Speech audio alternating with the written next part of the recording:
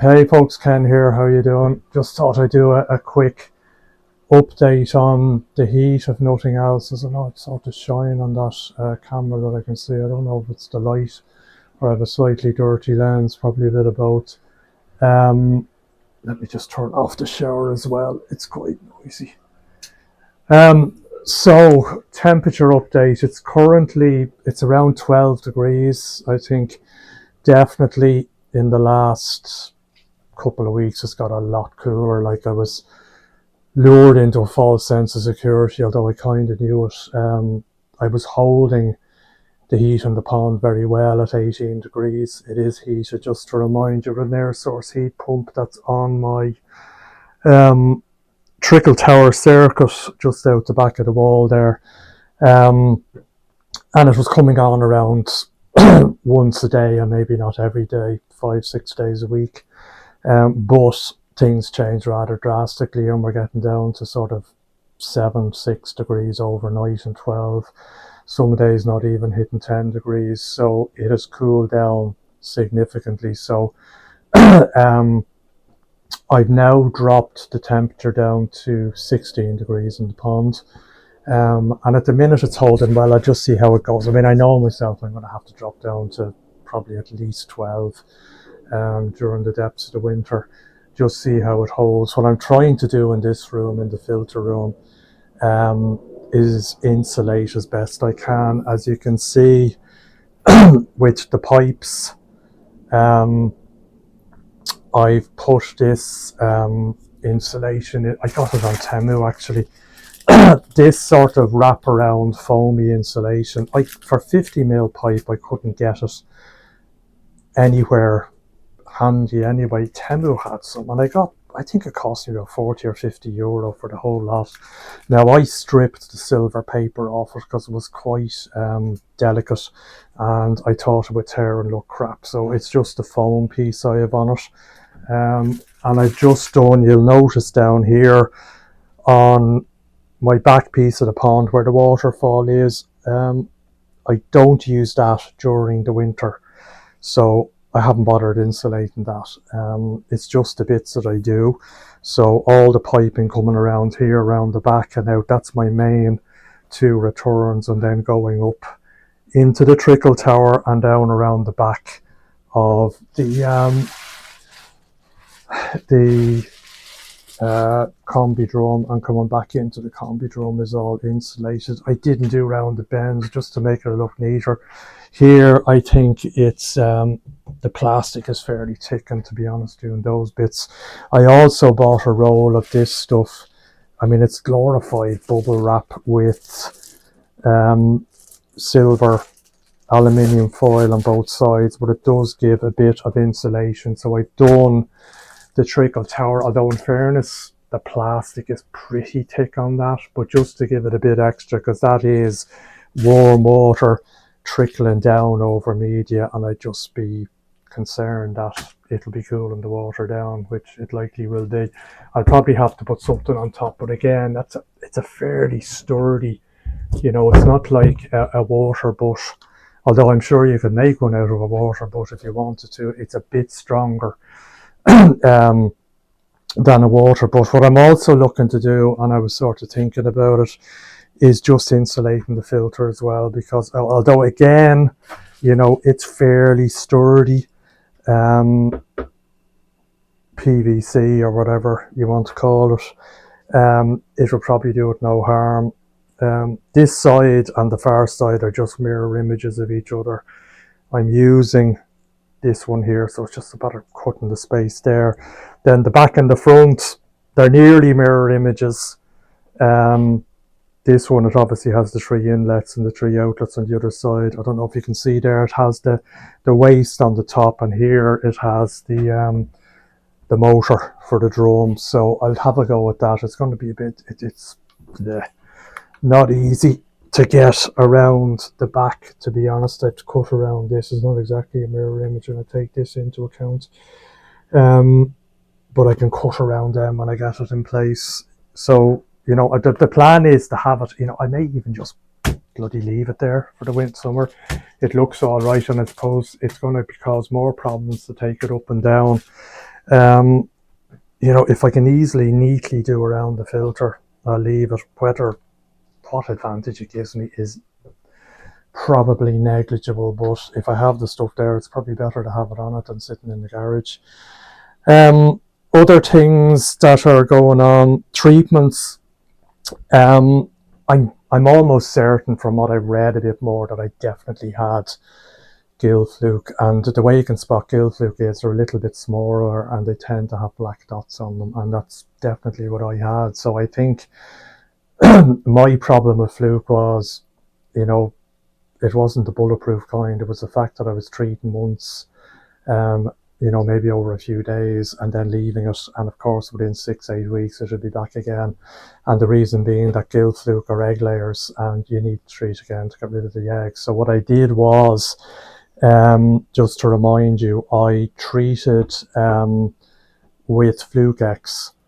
I treated after, gave one big treatment. Now, what I had to do, because I have 2 goldfish left, Fluke X can only be used for koi, and there is a sticker to all the more recent packets to that effect. So you cannot use it for sturgeon or goldfish. And I've heard firsthand, not with sturgeon, I don't know people who keep sturgeon, but definitely with goldfish.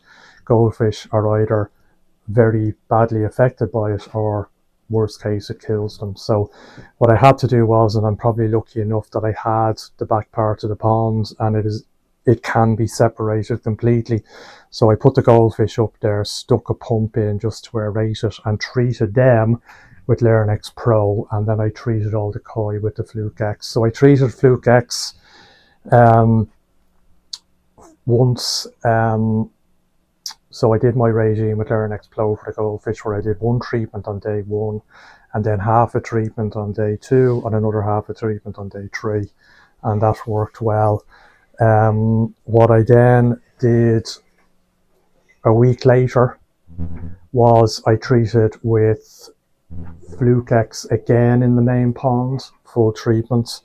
I did a treatment and 10%, just to allow for the trickle in. And I treated the back pound again with Lairnex, 1 full treatment, half a treatment, day 2 and 3. Then on the second week, so 1 full week and then another full week, I didn't have a full treatment of Fluke X left. I had about a 60-70%. Treated the main pond again and treated the goldfish with Lairnex Pro again, full dose, half dose, half dose. That, thankfully, so far seems to have done it. What I have noticed is, though, I have noticed a bit of flashing, but it coincides with the adding this stuff, the Kushuri clay. It's Montmillinite, whatever, clay. And reading up on that, a lot of people find that fish flash, and the recommendation is go to a half dose, particularly if you've harder water, which I do. Went to a half dose, still a fair amount of flashing. Went to a quarter dose, and that seems to, the first day or so I see a little bit of flashing, and then after that they're fine. I did, by the way, just last week pulled a few fish just to absolutely double check, and everything was clean. But the clay does cause that. I do find the clay effective. Whether it helps the fish or not remains to be seen, but it definitely does help clear the water, even on the quarter dose. So I'll stick with that. So temperature of the water, as I say, 16.4. I'm going by the Cactoli. The other one there, the other thermometer seems to read a bit lower. The Cactoli agrees with the sensors on the heat pump. So it drops down, it's set for 16, so it'll drop down to about 15.5 before it kicks in and heats it up again to 16.5. But the good thing is at 16, this morning I checked the Cactoli and it was 16.1. So without the heater, even with a bit of daylight, obviously the pond is covered. I am getting a bit of heat without the heater on, which is a good sign. So hopefully I'll be able to hold it at 16. It is due to get a little bit milder, although I'm not expecting much at this time of year. So that's it. It's really sort of knuckling down. I am still feeding the fish. I've reduced it a bit. And I've had to narrow the feeding ban because I was feeding them up to 7 o'clock at night. I can't do that now. It's now Monday. It's a bank holiday here in Ireland. The clocks went back on Sunday morning, so it's getting dark now around 5, half 5. So I sort of do the last feed around 4. Still feeding them 4 times a day, but not a huge amount. Just have them spread out. And still using my cheapie. I'll just go out here. It's a miserable day. It's not that windy, but it's just drizzly. You can see the fish are all fine, and a bit of a water change yesterday, so it's a little bit musky or dusky from the clay, but it does clear up in a day or two. But they're all looking well. I do have my trusty cheapy feeder. I see these are ridiculous. Like, you see them on the likes of Temu or eBay, and they're, they can be anything down to about €80, and then you see them in other places, and some of the koi leaders for 100 plus.